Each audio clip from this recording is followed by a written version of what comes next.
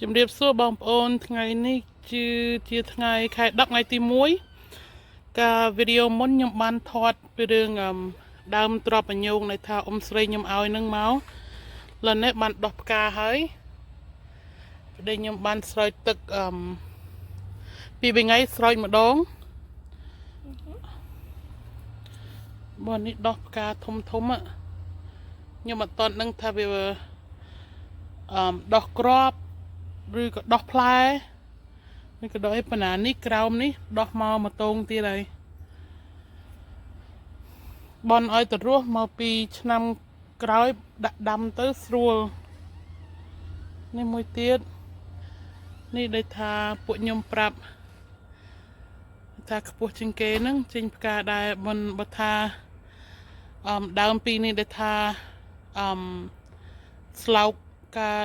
កោះមកជីកមកយកមកថ្ងៃហ្នឹងដែលថាចាំយូរពេកនឹងរុះស្លឹកអស់ហើយប៉ុន្តែប្រហែលចាំមើលវាដោះឬក៏អត់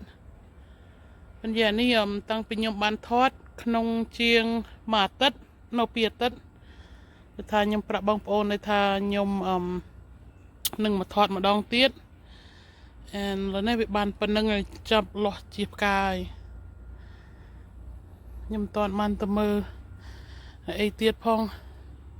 មកដើមស្លឹកគ្រៃខ្ញុំដូចព្រៃអញ្ចឹង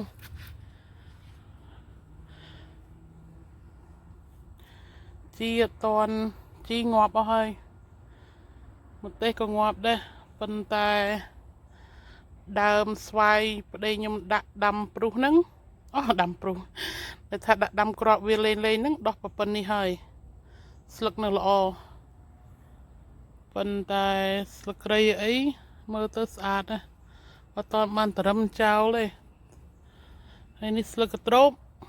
ដោះធំជាងនឹងហើយចាំមើល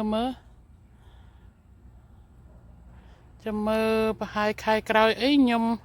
មកថតម្ដងទៀត